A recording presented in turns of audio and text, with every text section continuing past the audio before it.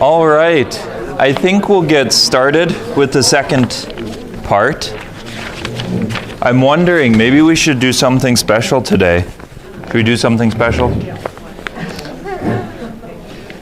Are any of the questions things that you think we should all talk about or maybe answer a little bit more directly? Any of them that you had struggles with?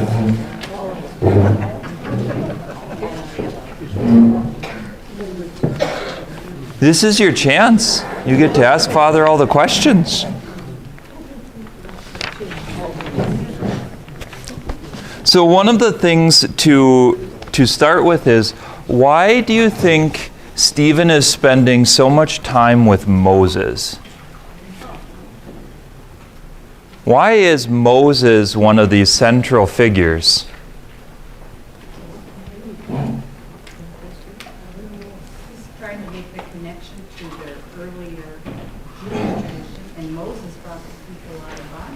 Yes, he's trying to make the connection to the earlier Jewish tradition. Moses is the one who brings the people out of Egypt, and he brings them to Mount Sinai. In a way, Moses is a towering figure of Jewish history that no one else has equaled. No one else is the same as Moses. And who is Stephen talking to at this point? He's talking to the Sanhedrin, these Jewish leaders, and so he cites the example of Moses because Moses is important to them. But there's a bit of a change in some of the ways that he talks about things. There's a few times where you feel it and you feel this Christian difference because it's not just about doing these things in the Old Testament, it's about the heart of the relationship. It's about the covenant with God. That it's something that you have to live in. And living in the covenant is not being Jewish or Gentile. It can be, but living in the covenant is something that's faithfulness in your heart. That's something that you have to work at. And you don't live in the covenant just because you follow lots of rules. You live in the covenant because you love the Lord. You live in the covenant because your heart wants to be close to Him. That comes up more toward the end of the speech, but I think it's something that's important even in the beginning. In the Joseph story, one of the things that has puzzled me is what Joseph is a model of. Abraham's kind of our father in faith, like the scriptures talk about that repeatedly in the book of Hebrews. But what is Joseph the model of? And I feel like I'm not exactly sure what I would say. Do you guys have any guesses? Like what? The Bible talks about forgiveness, like Christ forgives. Joseph as a model of forgiveness. His brothers sold him off, but yet ultimately he saves them. Yeah, that is quite the story, isn't it? Sold into slavery by your brothers. I'm not sure how ready to forgive I would be. It's a good thing I didn't end up back in that generation. The Lord decided that it wasn't going to be good if it was me or you. So a model of forgiveness, anything else?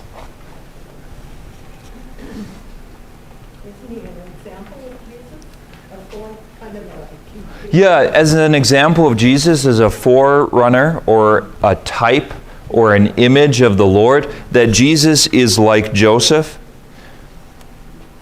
I wonder a little bit if Joseph is this model of faith in adversity. He's sold into slavery and eventually ends up in prison, right? And then there he speaks, is it to a cook or someone for Pharaoh? And then later in the story, that ends up being how Pharaoh's dream is interpreted. But he has faith in the Lord. He's held up as this example of how God is at work, even though it doesn't look like it very much. Even though it's like, yeah, the Lord is a little bit lacking in the story for a while. He doesn't show up. I wonder if he's an example of perseverance. But it doesn't, calling Abraham our father in faith really seems to fit like a glove, and I don't know what fits like a glove for Joseph. This Joseph. One table was asking about which Joseph it is. This is a Joseph from the book of Genesis. Although the father of Jesus too, like lots of things in the Bible rhyme like that. They're similar. Because the Joseph in the Old Testament interprets the dream of Pharaoh. And if you remember, Joseph, the father of Jesus, has a whole series of dreams that speak meaning to him, that convey God's message. And the Bible definitely seems to play on that. And now Stephen's talking about this Joseph again.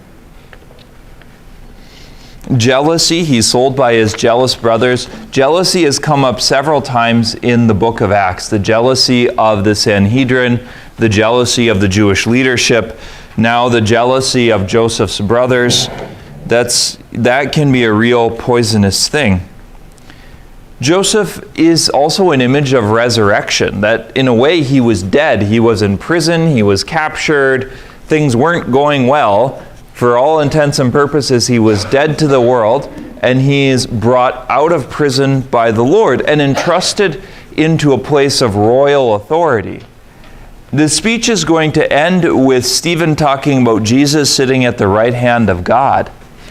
And that's a sign of royal authority. Like it's making this jump all the way to where Jesus is now. And that's going to be part that the leadership rejects even more strongly. Joseph is eventually made known to his brothers and to Pharaoh. In the story, you could say Joseph is loved by his father and has jealous brothers.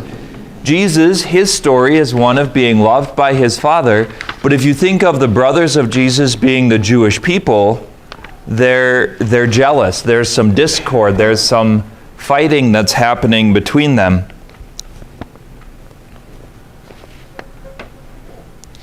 So it wants to, it's making this comparison between Joseph and Abraham and Jesus, but then this speech is also taking it a step further because Stephen, who's giving the speech, is going to be like Jesus.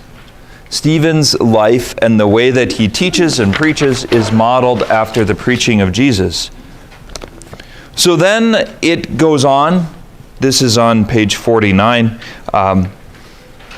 that another king comes who did not know Joseph, and the people are put into slavery. It notes that they were forced to kill their children as a way of preventing the arrival of Moses. But God is at work again. That Moses is saved in this time of persecution where many babies are being exposed or left out to die. That's often what they would do, is they would just leave them in a field or something until they died. And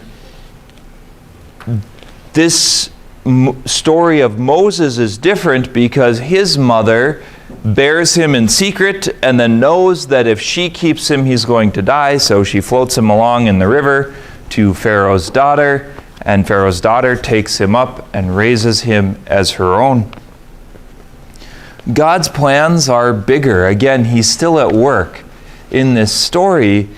It doesn't look like it at first, but God has remembered his people. And this whole time he's been preparing the way for Moses to come. So Moses comes. It notes that he's a beautiful child. And this is an interesting theme because the book returns to it several times. It talked about Stephen's face being radiant, and it talked about this glory of God, the God of glory appearing to Abraham as a kind of physical radiance. And now it talks about Moses as being beautiful even as a child. Lots of people say that their children, or especially their grandchildren, are beautiful. And children are, but some of them are also kind of funny looking. And it's actually quite delightful that just about every grandparent thinks that their grandchildren are the most beautiful on earth. And in some way, it's probably all true.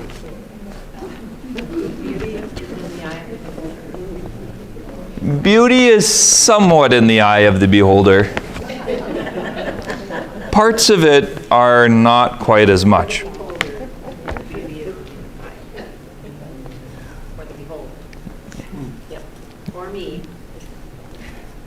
It's true, but there's some things that are really ugly that lots of people agree about. Well, but the beholder would not have called it beautiful. Someday we should go to a modern art museum together and you tell me what you think. Because there is a personal preference in beauty, and there's something that's in us. But there's things that are much more beautiful than other things. And part of beauty, I think, is objective in a way. That it's not all subjective, but it's not all objective either, that we like different things, sometimes for different reasons. The story of Moses, it notes that Moses is powerful in word and in deeds. Remember, Moses is the one who does all of these miracles, where he serves at least as a channel of grace for God to do all these miracles in saving his people, in splitting the Red Sea, in all of the signs that are done for Pharaoh as part of the plagues of Egypt. When he's 40, he saves a Hebrew man from his tormentor. And this is a strange note in the story of Moses, because he kills an Egyptian. And it's like, I'm not sure if you're supposed to do that. He doesn't enter the Holy Land in the same way with the rest of the people. Maybe there's repentance. It doesn't talk about it very much. But Stephen uses Moses first as this sign that God is offering deliverance for his people, and he gets rejected. He gets sent away. He's sent away by Pharaoh. He leaves because he's nervous that he's going to be killed. Stephen emphasizes Moses as chosen by God and rejected by his people. That's a theme that is very much in line with the life of Jesus, that Jesus is chosen, he's the beloved Son of God, he's the Messiah, and he's rejected by the people he came to save. But that rejection was actually part of the plan of God the whole time. That the Lord was still at work beyond what they could see. And Stephen was charged with speaking against Moses. He speaks against the law and the temple, these two institutions of Jewish life. And it's fascinating because now he's spent like half of the chapter talking about Moses. You would think that you can't sustain a charge of him speaking against Moses when he's praising Moses very highly. But you can also feel it setting up this uncomfortable position for the Jewish leadership, because their rejection of Jesus is going to be just like the people's rejection of Moses. They're on the wrong side of the story. Right? The people who rejected Moses end up dead in the desert.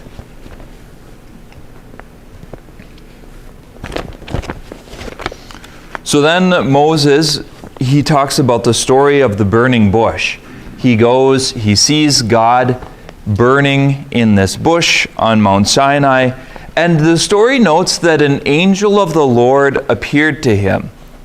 And this, I think, has a couple of different implications, or a couple of different things that we can take from it.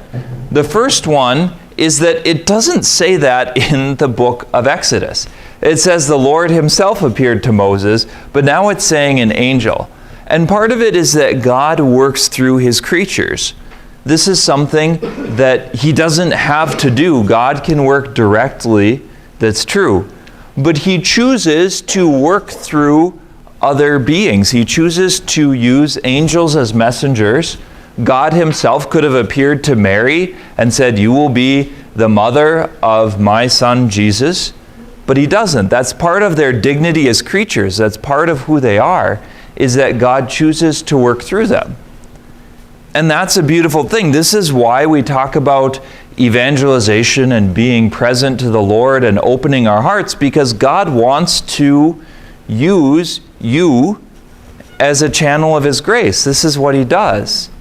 He used Moses, He uses Peter, He uses the apostles, He uses the Blessed Mother, that they become channels of His grace, that He chooses His creatures to be part of His plan.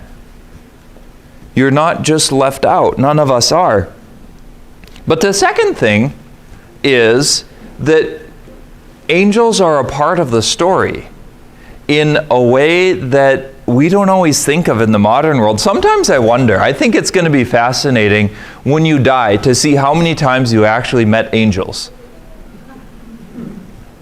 Because, at least for me, I don't think about it all that often. It's easy to go through a day and not think about the angels of God and what they're doing. Sometimes we think about our guardian angels, sometimes, but how many other angels are there? I think you're going to laugh someday when you realize that an angel was like the squirrel that ran out in front of your car. And because you slowed down so that you didn't hit the squirrel, 3 miles later you didn't hit the deer that ran across the road because it ran across the road before you got there. And the angel's going to be like, you thought I was a squirrel.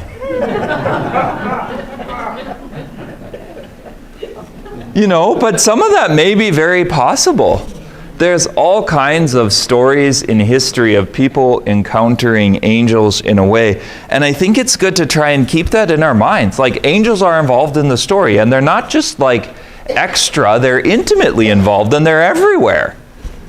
The angel of the Lord, we're only in the 7th chapter of Acts, and I think already they've broken Peter and the other apostles out of prison more than once. And now he talks about them appearing in the burning bush. And that's just a lot more often than I think of angels. And I'm suspicious that the same thing happens for you. So I think it's good to call to mind, like, God is working through angels, and this is an important part of the story. God reveals His name. That we've talked about before. This is the origin of the Mosaic covenant. This is the Old Testament, or like we've said before, testament is a word that got invented. Testament means covenant. It's this kind of weird translation into Latin from Greek and from Hebrew. But this is the origin of the covenant. And so it's not just that Stephen is talking about Moses, who's this pivotal figure, especially for the Pharisees, because the Pharisees believed that all of their oral traditions about how they do things originated with Moses. That they were pieces of the story that didn't get written in the Bible, but that were part of what they call the oral Torah, this teaching that was handed on. So Moses is sort of considered to be the founding Pharisee, at least by the Pharisees. But it's also that he is the author of the covenant, the person on the other side of the covenant that God makes with the Jewish people. That is the heart of the temple, that is the heart of the worship of the Old Testament. The sacrifices and all of that all relates to this figure of Moses and how God worked through him. And now Stephen's diving into the Mosaic covenant. God will rescue His people. He witnesses their suffering. He knows that they're still in trouble. And in the story of the Gospels, it talks about Jesus in a particular way. That Jesus is coming in the season of Lent, that He suffers and dies to lead us on a new Exodus. Because the problem wasn't the people being in Egypt, the problem is the people living in sin.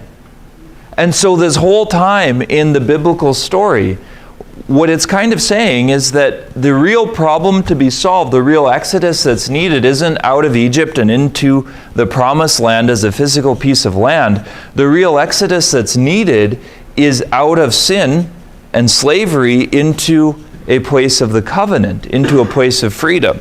That's something that Jesus brings us. And that's a theme that's picked up in the Gospels themselves. And now Stephen seems to draw on that same kind of idea because he's setting it up. The place where you stand is holy ground. It is good to think about holy places. We think of a church as a holy place, a place where God is present because we have the Blessed Sacrament there. But lots of people are starting to realize that it's also good to have a particular place in your home. A place sometimes with some chairs, sometimes images, sometimes a crucifix, but a place in your home where you pray, because there's something about places that is significant.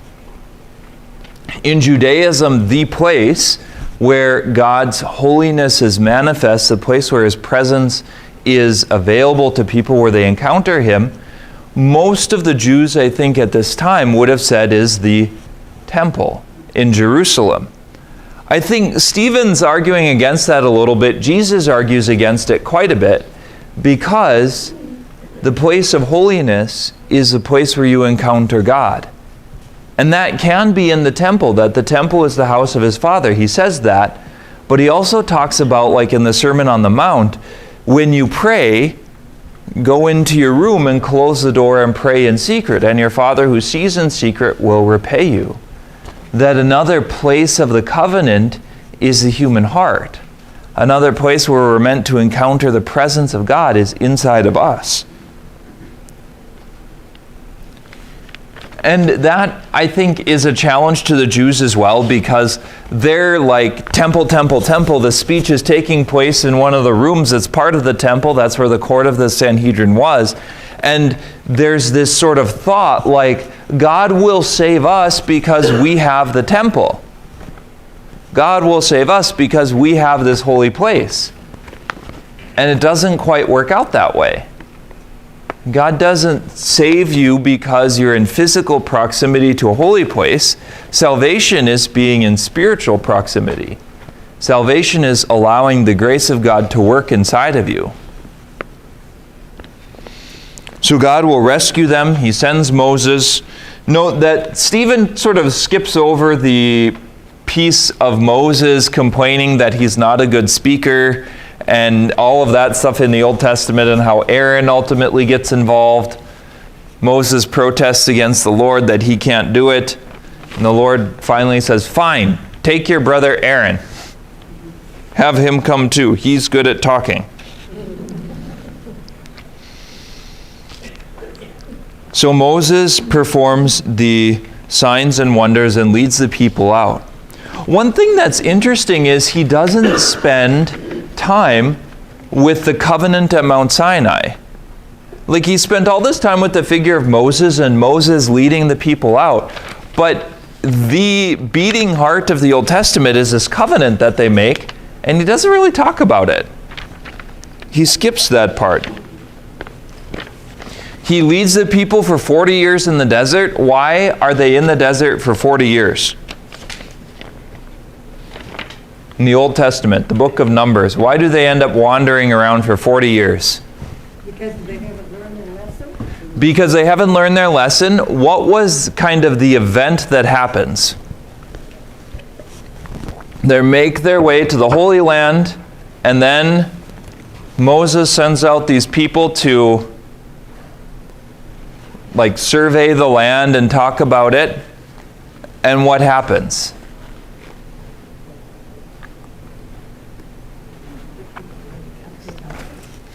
What was that? The people turn against them. So if you remember, I think there's 12 people that go into the Holy Land to look around, and they end up bringing back this giant thing of grapes. And then they come back to Moses. But when they give their report, only 2 of them say that they can conquer it, that they should go in, that the Lord is with them. The rest of them are worried about the people being giants. They say they looked like grasshoppers. Do you remember this part of the story? So it's in the book of Numbers. I think it's Numbers. Yeah, because I don't think it's in Leviticus. I'm pretty sure the story is in Numbers. It talks about reconnoitering the land. It's the only time in the entire year when you hear about this reconnoitering, and it's not a word that we use very often in modern English. But it is in the Bible. It's in there. It's way back at the beginning, or toward the beginning. But they end up wandering in the desert because they reject the plan of God. He sort of says this whole generation, and a generation in the Bible is 40 years, will die in the desert, except for Joshua and Caleb. Joshua and Caleb are the two that say that they should go, that God is with them, that the people, no matter if they're giants or not, that God will protect them and defend them, that this is His will. And so the whole generation dies except for those two.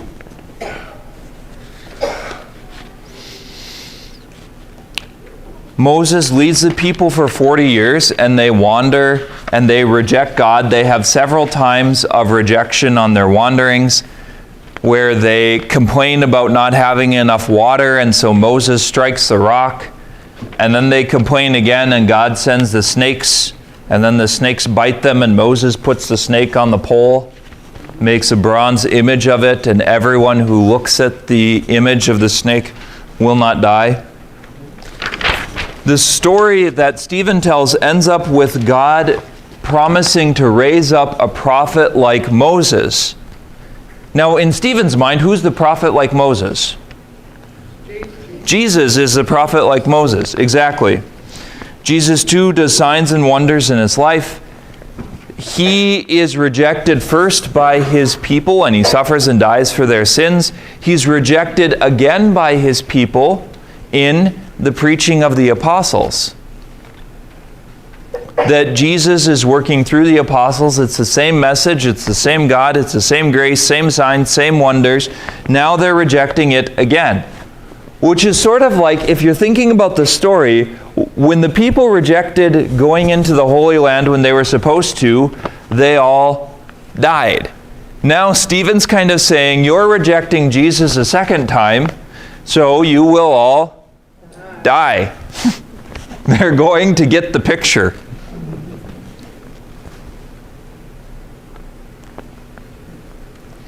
Our ancestors were unwilling to obey Moses. They wanted to go back to Egypt. I think one of the funniest lines in the Bible, do you remember what they longed for in Egypt? Deacon got it. The leeks.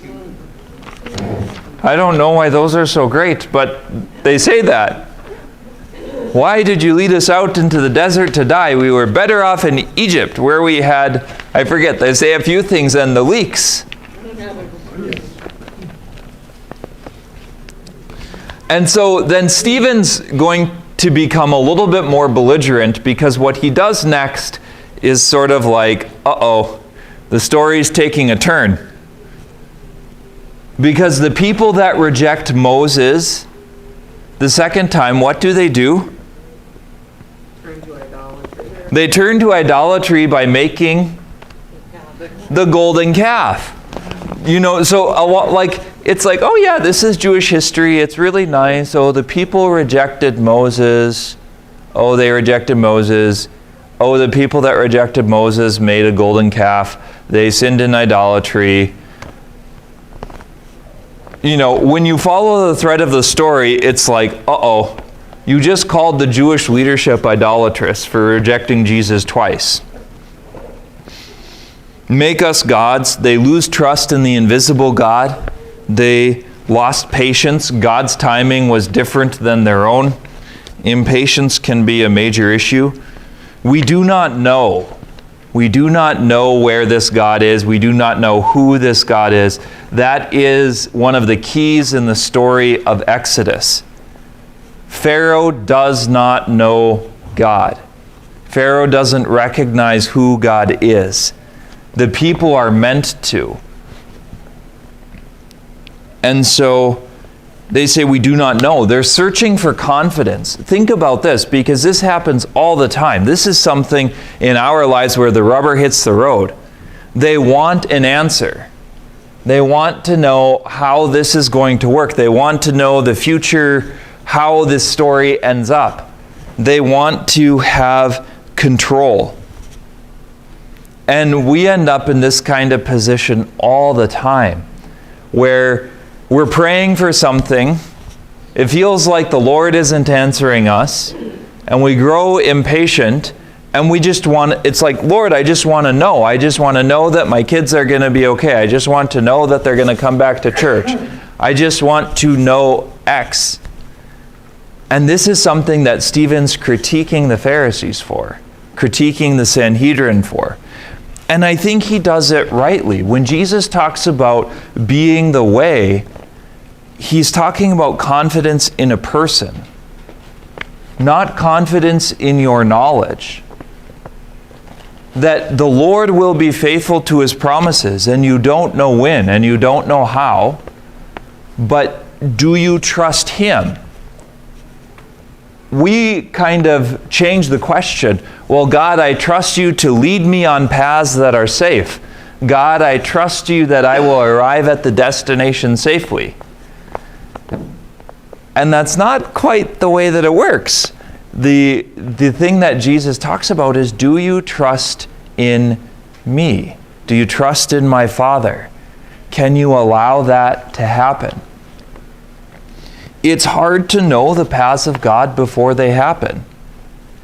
This is something that is difficult because the other possibility feels like chaos. It's like, well, if I don't know where I'm going, if I don't know what's going to happen, if I don't know what the future is, then what? How can you prepare? You can't. You could be smacked by a meteor right now. None of you are concerned about it. You could be attacked by a vicious horde of kangaroos. Unlikely, but it could happen. We could have a giant chunk of ice that flies through a window and kills a bunch of us. You don't know. Sometimes people are worried about something. You know, they have a kind of physical illness, or they think they're going to die, and they're very, very concerned about it, and they're working on it, and they walk outside one day and are hit by a bus. You weren't worried about the bus. Like, the reality is we don't know. And this is terribly difficult for us as human people, because one of these consequences of original sin that grinds away inside of our hearts is anxiety about the future. And no matter how much you plan and no matter how well you think you know the path, it's not going to work. Lots of you experience this for Christmas dinner in a way kind of in miniature, right?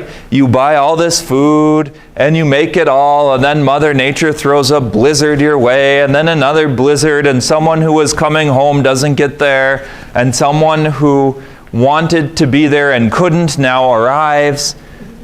You know, you end up with more people than you were planning on, you end up with fewer people than you were planning on, all those kinds of things. And I think that this is a critique that we have to hear. I'm like a lot of you. There's all kinds of things that I would like to control, I would like answers with, because the other end of it seems to be anxiety and concern.